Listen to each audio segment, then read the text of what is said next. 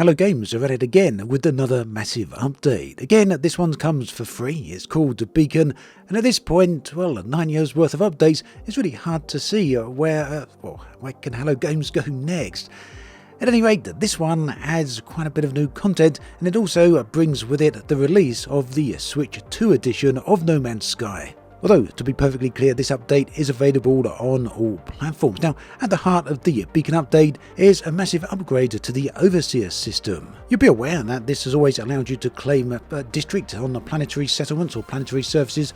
Well, now there's brand new options available, and one of these is the arrival of the autophage settlements. These are rare robotic villages that you can discover on many planets.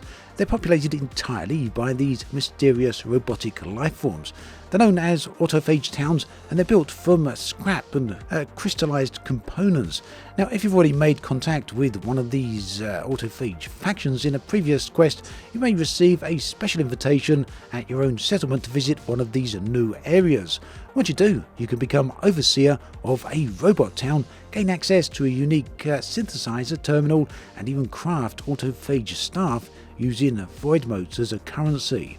So yeah, as you can see on the footage on screen, these are entirely new settlements, look quite different to what we've seen before, and they offer a whole range of new building types. Beyond the visual changes, there's also some fresh lore to uncover, because apparently each of these robotic settlers has their own story to tell, and, well, to all intents and purposes, they are unique robotic NPCs populating your settlement that you can interact with.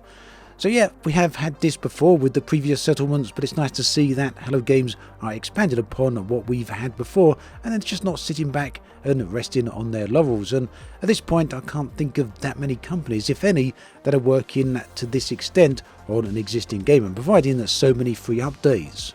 Now, these updates are not just about what we've discussed so far, there's also a few really nice quality of life changes, and one of these is a full cross-save feature.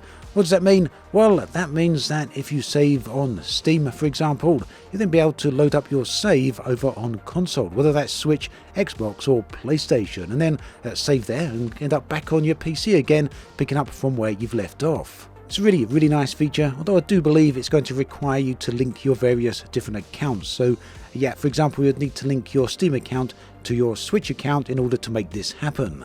Now, talking of the Switch 2 is set to release very soon, in a few hours in fact, as of this recording, and it's a great time for No Man's Sky to get another update. It is going to be available with a dedicated version that's available for the Switch 2, and this has a few enhancements over the original version that was available only on the Switch. So here's a few of the enhancements you can expect to see in the Switch 2 edition of the game. You're going to be getting higher resolutions, so basically 1080p I do believe at 40 frames per second in handheld mode, and if it's docked you'll be getting 1440p at 30 FPS. Both of these have DLSS enabled, as well as dynamic resolution scaling and variable refresh rates. Textures also getting improved with high resolutions, and when it comes to gameplay you can expect to find full multiplayer support here, which yes does include crossplay functionality, and that's all coming from day one. Another nice addition here is there's going to be a touch screen support as well for better UI navigation on the Switch 2. So yeah, collectively these are some really impressive updates. Now to some of you they may seem like relatively small updates comparative to what we've seen in the past, but the point remains that we're now very close to a full 9 years since No Man's Sky first released, all the way back in August of 2016. And it's clearly really paid off for Hello Games. We saw in the recent announcement trailer for the Switch 2 edition how they discussed how they've been working on the Switch 2 edition and the Beacon update for a year now. And this is particularly interesting because if you've ever played No Man's Sky on the Switch, it is, pretty much a masterpiece in many ways. The Switch isn't exactly a powerhouse when it comes to high-grade hardware, and getting something like No Man's Sky to run on it efficiently was probably no easy task. In fact, I really feel that talking about all of this is very likely worth a deep dive in a video on its own. Let me know if that's something that you'd like to see, not just in terms of where we've been with No Man's Sky, but also with the whole space game genre as a whole.